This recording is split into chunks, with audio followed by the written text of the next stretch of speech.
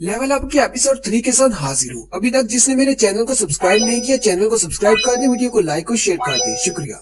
Mister bog के मरने के बाद वो सारे लोग बहुत ज्यादा घबरा जाते हैं। जिन्हों कहता है हम इसकी प्रेस कैसे करें, ये तो कोई गॉड नहीं बल्कि एक डेविल है। जिन्हों कहता है दोनों ही तरफ मौत है, पीछे हमारे ये बड़ा सा स्टैचू है, जबकि सामने वो स्टैचूज है जो गार्ड के तौर पर है। जैसे ही हम लोग उन स्टैचूज के करीब जाते हैं वो हम पर अटैक करते हैं, और अगर हम सेंटर में रहते हैं तो ये बड़ा स्टैचू हम पर पैर रख देगा। जिन्हों उन सारे स्टैचूज की तरफ देखता है और कहता है किसी के पास कुल्हाड़ा है, किसी के पास एरो है, किसी के पास तलवार है और किसी के पास इंस्ट्रूमेंट्स हैं। हम लोग यहाँ से भाग नहीं सकते, हम लोग क्या करें, मुझे सोचना होगा। साथ ही वो फिर से हैरान हो जाता है और कहता है दीवार के साथ जो छोटे स्टैचूज हैं उनमें से आधों के पास हथियार हैं और आधों के पास इंस्ट्रूमेंट्स हैं, लेकिन उनके पास म्यूजिकल इंस्ट्रूमेंट्स क्यों हैं? क्या वो अपने म्यूजिकल इंस्ट्रूमेंट्स के साथ हम पर अटैक करने वाले हैं? साथ ही जिन्हों सोचता है ऐसा नहीं हो सकता। जैसे ही हम लोग उन गार्ड के करीब जाते हैं वो हम पर अटैक करते हैं, इसका मतलब उनके पास हथियार है, इसलिए वो अटैक करते हैं। अगर हम इंस्ट्रूमेंट्स वालों के पास जाएंगे तो हम लोगों पर अटैक नहीं करेंगे, क्योंकि उनके पास तो म्यूजिकल इंस्ट्रूमेंट्स हैं, हथियार नहीं। जिन्हों सारे हंटर्स से कहता है जल्दी से भागकर उन इंस्ट्रूमेंट्स वाले स्टैचूज के पास चले जाओ। मिस्टर सॉन्ग भागते हुए एक इंस्ट्रूमेंट वाले स्टैचू के पास चले जाते हैं। वो जैसे उसके सामने जाकर रुकते हैं वो स्टैचू उस इंस्ट्रूमेंट को बजाना शुरू कर देता है। मिस्टर सॉन्ग अपने बाकी के टीम मेंबर से भी कहते हैं ये लोग हम पर अटैक नहीं कर रहे, जल्दी से इंस्ट्रूमेंट वाले स्टैचूज के सामने जाकर खड़े हो जाओ। वो सारे लोग इंस्ट्रूमेंट्स वाले स्टैचूज ढूंढकर उनके सामने जाकर बैठ जाते हैं और वो इंस्ट्रूमेंट्स बजना शुरू हो जाते हैं। मिस्टर किम भी जाकर एक इंस्ट्रूमेंट वाले स्टैचू के सामने बैठ जाते हैं और रोना शुरू कर देते हैं, क्योंकि वो मिस्टर बॉग की मौत की वजह से बहुत ज्यादा अफसरदा होते हैं। जिन्होंने जूही का हाथ पकड़ा होता है वो दोनों इकट्ठे होते हैं। जिन्हों भागता हुआ जिन्हों जूही को अपने साथ लेकर एक इंस्ट्रूमेंट वाले स्टैचू के सामने जाकर खड़ा हो जाता है और कहता है जल्दी से इंस्ट्रूमेंट बजाना शुरू करो, लेकिन वो इंस्ट्रूमेंट नहीं बजता। जिन्हों और जूही बहुत ज्यादा घबरा जाते हैं और कहते हैं आखिर बज क्यों नहीं रहा। जूही रोना शुरू कर देती है और जिन्हों से कहती है कहीं ऐसा तो नहीं कि एक ही स्टैचू के नीचे दो लोग इकट्ठे नहीं खड़े हो सकते, अगर हम दो इकट्ठे खड़े होंगे तो ये नहीं बचेगा। जिन्हों को जैसे इस बात की समझ आती है जिन्हों जूही का हाथ छोड़ देता है और भागता हुआ दूसरी तरफ चला जाता है और जूही से कहता है कि यहीं पर रहना, तुम सेफ रहोगी। वहीं उन स्टैचूज में लास्ट पर एक स्टैचू होता है। जिन्हों भागता हुआ उसकी तरफ जा रहा होता है। जिन्हों को लगता है शायद उसके पास एक म्यूजिकल इंस्ट्रूमेंट है। वो बड़े वाला स्टैचू उस पर पैर रखता है, लेकिन जिन्हों बड़ी मुश्किल से उसे डॉज करता है और भागता हुआ उस बड़े से स्टैचू के पास पहुंच जाता है, जिसके पास उसे लगता है कि उसके पास म्यूजिकल इंस्ट्रूमेंट है। मिस्टर सॉन्ग चिल्लाकर उसे कहते हैं तुम गलत स्टैचू के सामने हो, जल्दी से वहाँ से निकलो। असल में उस स्टैचू के पास कोई म्यूजिकल इंस्ट्रूमेंट नहीं बल्कि एक शील्ड होती है।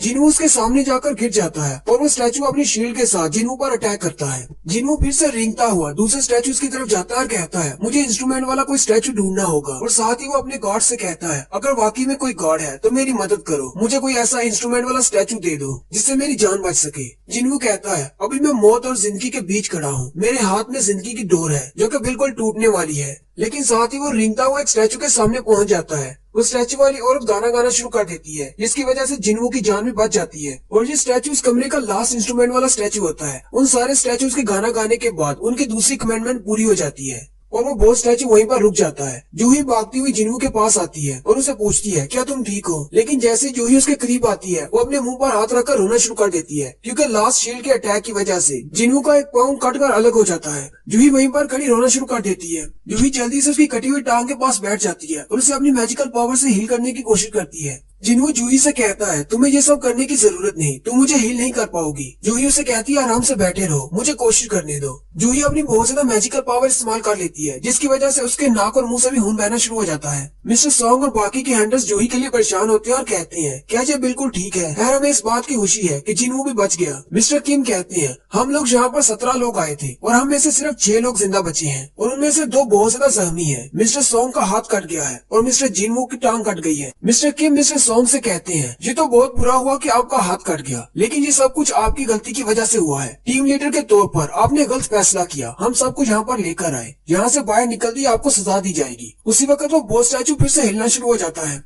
और अपने हाथ को हिलाता है। वो अपने हाथ का इशारा करते हुए जमीन में से 2 पत्थर निकालता है। असल में वो पत्थर सैक्रिफाइस के लिए एक टेबल होता है जिसे अल्टर भी कहते हैं। सारे हंटर्स ये देखकर बहुत ज्यादा हैरान हो जाते हैं और कहते हैं अब क्या, अब हमें क्या करना होगा? मिस्टर किम कहते हैं आखिर इस सब का क्या मतलब है? जिन्हों उनसे कहता है ये एक अल्टर है, हमें यहाँ पर अपना सैक्रिफाइस रखना होगा। वो लोग जिन्हों से पूछते हैं अब सैक्रिफाइस का क्या मतलब है? वो इन्हें बताता है पुराने वक्तों में ऐसे किया करते थे, पत्थर के ऊपर अपने सैक्रिफाइस पेश किए जाते थे जो कि गॉड्स के लिए होते थे। वहाँ पर या तो अपना ब्लड दिया जाता था, यहाँ पे जानवरों की बलि चढ़ाई जाती थी, या फिर कुंवारी लड़कियों की। और इस डंजन की तीसरी कमेंडमेंट यही थी कि अपनी फेथ को साबित करो। जिन्हों उनसे कहता है ये हमारा लास्ट स्टेप है, अगर हम लोगों ने इसे पार कर लिया तो हम लोग यहाँ से बाहर जा पाएंगे। मिस्टर किम जल्दी से अपनी तलवार निकाल लेते हैं और कहते हैं चाहे मैं कितना ही बेवकूफ क्यों ना हूँ, लेकिन मुझे समझ आ रही है यहाँ पर क्या चल रहा है। मिस्टर किम मिस्टर सोंग से कहते हैं मुझे लगता है शायद हमें यहाँ पर किसी की बलि चढ़ानी होगी। साथ ही वो अपनी तलवार मिस्टर सोंग के गले पर रख लेता है और कहता है ये सब कुछ आपकी वजह से हुआ है और मुझे लगता है यहाँ पर सिर्फ आप ही की बलि चढ़ानी चाहिए। आपके गलत फैसले की वजह से मेरा दोस्त मिस्टर बाक मारा गया, उसकी बीवी प्रेग्नेंट थी, वो अपनी फैमिली के लिए जहाँ पर आया था, जबकि 10 और हंटर भी मारे गए। तुम हमारे टीम लीडर हो, तुम्हें हम सबकी जिम्मेदारी लेना होगी। अब जल्दी करो और इसको साबित करो।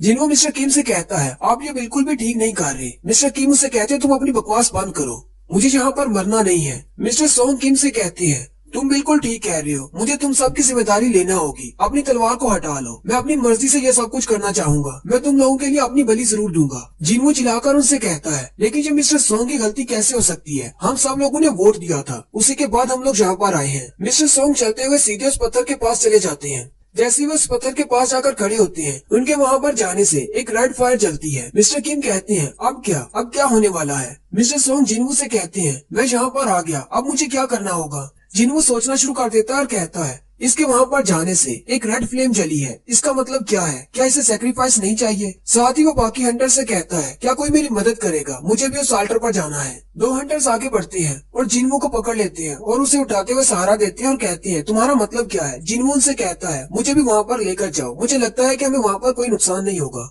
जैसे ही वो तीनों लोग उस आल्टर पर पहुंचते हैं, वहाँ पर 3 और फायर्स जल जाती हैं। जिन्हो आते ही मिस्टर सोंग से कहता है अगर हम लोग यहीं इस आल्टर पर खड़े रहे तो क्या दूसरे लोग हमें बचाने के लिए आएंगे। मिस्टर सोंग से कहते हैं मुझे नहीं पता, वैसे भी इस डंजन के पोर्टल को ओपन हुए पूरा 1 हफ्ता हो चुका है, क्योंकि ये सिर्फ एक डी रैंक की डंजन है, इसलिए बहुत सारे हंटर्स यहाँ पर नहीं आना चाहते, क्योंकि यहाँ पर इतना ज्यादा फायदा नहीं होता, यहाँ के मॉन्स्टर्स कमजोर होते हैं। साथ ही जिन्हो बैकग्राउंड स्टोरी बताता है कि जैसे ही हमारी दुनिया में एक पोर्टल ओपन होता है तो उसका 7 दिन का टाइम होता है। 7 दिन के बाद उसका दरवाजा मुकम्मल तौर पर खुल जाता है और वो मॉन्स्टर्स हमारी दुनिया में आ सकते हैं। हंटर्स की रेड्स का यही मकसद होता है कि हमें 7 दिन के अंदर अंदर उन सारे मॉन्स्टर्स को भी मारना है और उनके बॉस को मारना है, ताकि इस पोर्टल को बंद किया जा सके। जैसे ही बॉस मर जाता है पोर्टल बंद हो जाता है। जिन्हो कहता है अगर हमने इन मॉन्स्टर्स को यहाँ पर नहीं रोका तो इसका मतलब ये मॉन्स्टर्स हमारी दुनिया में बाहर चले जाएंगे। जिन्हो जूही और किम से भी कहता है तुम दोनों भी यहाँ पर आ जाओ। जिन्हो उनसे कहता है यहाँ पर हर शख्स के लिए एक रेड फ्लेम जल रही है, अगर हम लोग सारे यहाँ पर इकट्ठे नहीं होंगे तो हमारा ट्रायल शुरू नहीं होगा। मिस्टर किम और जूही भी वहाँ पर आ जाते हैं। जैसे वो लोग आकर वहाँ आल्टर पर खड़ी होती हैं, उनके लिए भी 2 और फ्लेम्स जलती हैं, टोटल 6 फ्लेम्स हो जाती हैं। और फिर साथ ही एक बड़े से दायरे में ब्लू रंग की फ्लेम्स भी जलती हैं। और जैसे ही वो ब्लू रंग की फ्लेम्स जलती हैं, दरवाजा खुलना शुरू हो जाता है। मिस्टर सोंग और मिस्टर किम ये देखकर बहुत ज्यादा हैरान हो जाते हैं और कहते हैं दरवाजा अपने आप कैसे खुल गया, क्या इसका मतलब हम लोग यहाँ से जा सकते हैं, या फिर यहाँ पर कुछ और होने वाला है। और साथ ही उन ब्लू फ्लेम्स में से एक फ्लेम बुझ जाती है और उसके बुझते ही वो स्टैचूज जो कि दूर दीवारों के साथ खड़े थे वो आगे बढ़ना शुरू हो जाते हैं। मिस्टर सोंग और मिस्टर किम चिल्लाकर कहते हैं अब क्या होगा, ये लोग तो हमारी तरफ आ रहे हैं। एक एक करके वो ब्लू फ्लेम्स बुझना शुरू हो जाती हैं और वो बड़े स्टैचूज उनके करीब आना शुरू हो जाते हैं। जिन्हो फिर से अपने दिमाग का इस्तेमाल करता है और उसे समझ आती है कि जितनी देर हम लोग इन स्टैचूज की तरफ देखते रहते हैं वो स्टैचूज खड़े रहते हैं, जैसे ही हम अपनी आंखें दूसरी तरफ करते हैं वो आगे की तरफ मूव करते हैं।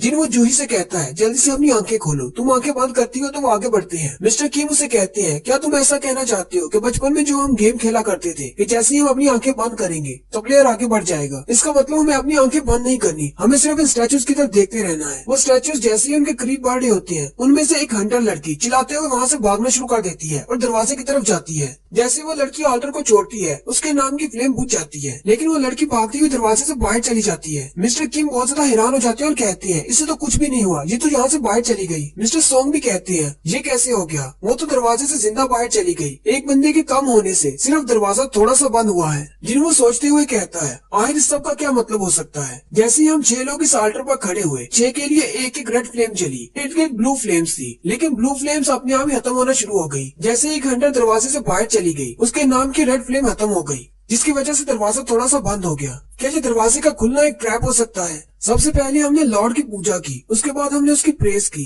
अब हमें अपनी वफादारी साबित करनी है। क्या हमें यहीं पर खड़े रहना चाहिए? क्या इसी तरह इसकी वफादारी साबित होगी? अगर हम गेट से बाहर गए तो शायद हम लोग बाहर जाकर मर जाएं। जिन्हों के साथ खड़ा दूसरा हंटर उसे कहता है, मुझे माफ कर देना, मैं और ज्यादा बर्दाश्त नहीं कर सकता। और वो जिन्हों को पीछे की तरफ धक्का देते हुए वहाँ से भाग जाता है और वो वाला हंटर भी दरवाजे को पार कर जाता है और बाहर चला जाता है। उस हंटर के नाम की रेड फ्लेम भी बुझ जाती है, जिससे दरवाजा थोड़ा सा और क्लोज हो जाता है। जिन्हों चिल्लाकर मिस्टर किम से कहता है, तुम लोग यहीं पर रहो, अगर हम में से और ज्यादा लोग यहाँ से गए तो हमारे पास इतनी आंखें नहीं बचेंगी कि हम इन सारे स्टैचूज की तरफ देख सके। ये स्टैचूज हमारे करीब पहुँच जाएंगे और हमें मार देंगे। मिस्टर सोंग उससे कहते हैं, जिन्हों एक्सप्लेन करो, तुम्हारी बात का क्या मतलब है? जिन्हों उसे कहता है, मेरी बात का ये मतलब है कि हमें यहीं पर रहना है तब तक जब तक कि ये ब्लू फ्लेम्स अपने आप खत्म ना हो जाए। जैसे ब्लू फ्लेम खत्म हो जाएंगी ये स्टैचू यहीं पर रुक जाएंगे और हम लोग बाहर जा पाएंगे। मुझे लगता है ये ब्लू फ्लेम्स टाइमर की तरह काम कर रही है। मिस्टर किम जिन्हों से कहते हैं, लेकिन मुझे ऐसा लग रहा है जैसे इन ब्लू फ्लेम्स का ताल्लुक दरवाजे के बंद होने से है। अगर ये सारी ब्लू फ्लेम्स बुझ जाएंगी तो दरवाजा मुकम्मल तौर पर बंद हो जाएगा और हम लोग बाहर नहीं जा पाएंगे। मिस्टर किम उसे कहते हैं, वैसे मुझे कभी नहीं लगा था कि तुम जैसा ई रैंक का लड़का भी हमारी इतनी ज्यादा मदद कर सकेगा। तुम्हारा बहुत बहुत शुक्रिया, तुमने अभी तक मेरी जान बचाकर रखी। मैंने हमेशा तुम्हारा मजाक उड़ाया है, तुम्हें कमजोर समझा है और मैं अपने इस बिहेवियर पर बहुत ज्यादा शर्मिंदा हूँ। यहाँ पर बहुत सारे लोग आए जिनमें से बहुत सारे मर चुके हैं और जितने भी जिंदा है वो सारे तुम्हारी वजह से हैं। और साथ ही मिस्टर किम रोना शुरू कर देते हैं और उसे कहते हैं, मेरी भी एक फैमिली है, मैं यहाँ पर मरना नहीं चाहता, मुझे जिंदा रहना है, मुझे माफ कर देना। मुझे नहीं लगता कि मैं यहाँ पर ज्यादा देर के लिए रुक सकता हूँ, मुझे वापस जाना है अपनी फैमिली के पास। और मिस्टर किम भी आल्टर को छोड़कर भागते हुए दरवाजे से बाहर चले जाते हैं और कहती है, मुझे माफ कर देना। जिन्हों बहुत ज्यादा उदास हो जाता है, रोते हुए कहता है, तुम्हें माफ कर दूं? मुझे तो तुम्हारी बात पर हंसी आ रही है। तुम्हारे यहाँ से भाग जाने का मतलब ये है कि हम तीनों में से कोई भी यहाँ पर जिंदा नहीं बचेगा। जिन्हों अपने सर पर हाथ रखकर उदास होकर वहीं पर बैठ जाता है और यहीं पर हमारी एपिसोड 3 का एंड होता है। एक्सप्लेनेशन अच्छी लगी हो तो कमेंट करके जरूर बताएं। चैनल को सब्सक्राइब कर दें, वीडियो को लाइक और शेयर कर दें।